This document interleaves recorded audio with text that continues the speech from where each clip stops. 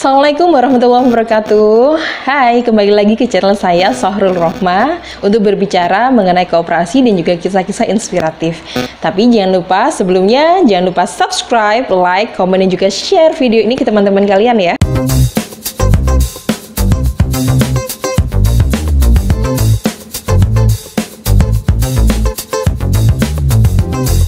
Oke, ada beberapa mahasiswa dan juga teman-teman mungkin masih SMA atau ibu-ibu rumah tangga yang berkeluh kesah gitu ya. Kenapa sih kok saya mendirikan sebuah koperasi nggak jadi-jadi? Dari dulu juga cuman bikin rancangan anggaran dasar dan anggaran rumah tangga. Tapi kenapa kok nggak jalan-jalan ya? Itu tidak hanya Anda yang mengalami hal semacam itu, karena tidak sedikit dari teman-teman itu udah punya planning macam-macam yang sangat indah sekali, tetapi tidak tertata dengan rapi step-stepnya. Jadi kalau teman-teman ingin mendirikan sebuah koperasi, memang harus ada satu atau dua orang, minimal 3 orang lah ya, atau 1 orang saja cukup, boleh, yang memang dia punya ghiroh yang lebih, semangat yang berlebih, energi yang ekstra gitu ya. Karena kalau tidak ada istilahnya itu kayak dieselnya, mesinnya yang punya semangat yang besar, ya nggak akan jadi. Semangat aja nggak cukup, tapi juga mereka adalah orang-orang yang mau berkorban gitu ya. Karena apa? Mendirikan sebuah koperasi di awal-awal itu pasti nih ya, belum dapat keuntungan. Ya namanya juga usaha aja belum tentu untung, bisa aja rugi kan gitu. Makanya diperlukan orang-orang yang memang jiwa sosialnya tinggi dan memang semangatnya tinggi gitu, dan juga disertai dengan ilmu ya. Ilmunya harus dikuasai juga. Koperasi mahasiswa, calon koperasi dari mahasiswa atau alumni gitu ya, yang memang ketika daripada ini nanti kita kumpul-kumpul nggak ada manfaatnya, cuman hibur-hibur aja nggak ada manfaatnya, yuk kita bikin koperasi. Oke. Ketika mereka bikin koperasi setahun kok nggak ada progres lagi ya?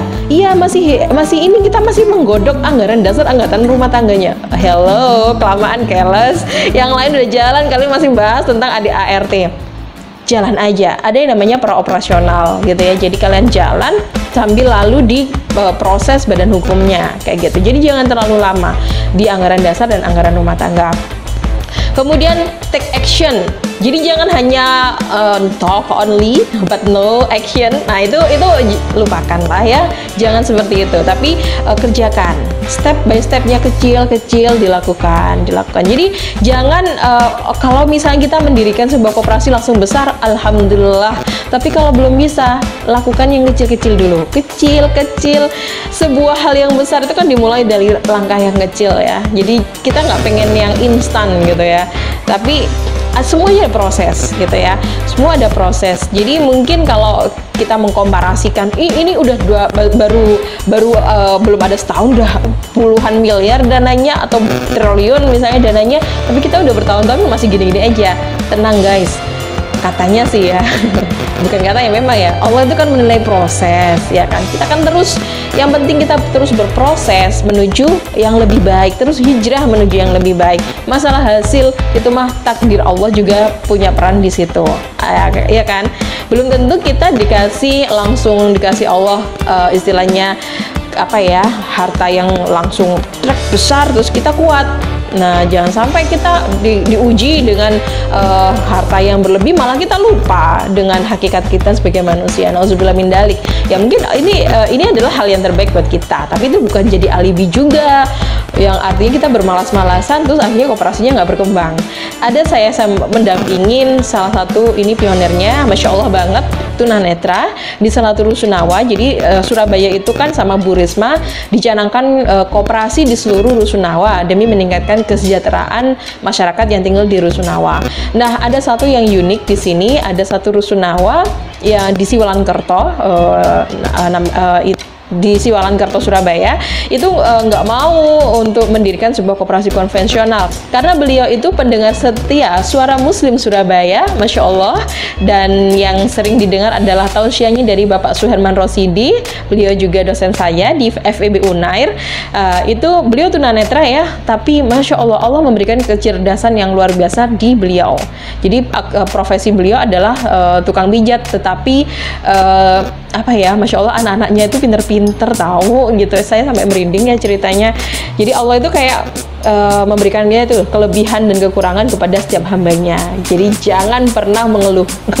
Termasuk ini introspeksi buat saya juga. Oke, saya nggak tahu juga, saya dikasih tahu teman saya dari Departemen Ekonomi Islam di Unair, karena mungkin waktu itu, ya Allah, ini masalah hati ya, menggerakkan hati, kita juga nggak tahu, takdir juga. Awalnya Bapak ini datang ke kantor sana di departemen itu, kemudian waktu itu nggak ada orang, yang ada satu dosen perempuan di sini, sahabat saya. Kemudian, waduh, kalau oke Pak, iya gitu. Terus kemudian simpenlah nomornya. Malamnya dia cerita ke saya gini. Mbak, bisa nggak bantu? Saya nggak bisa meninggalkan anak-anak saya kalau malam dan seterusnya. Karena saya belum punya baby, ya kan? Oke lah, saya Bismillah. Saya nggak tahu, dari rumah saya di Kenjeran sebelah utara ke sana itu lumayan jauh, tapi saya jalan aja tuh malam-malam ya, naik taksi waktu itu, karena awalnya nggak ngerti, khawatir juga kan, tahu itu kan, dia juga harus hati-hati.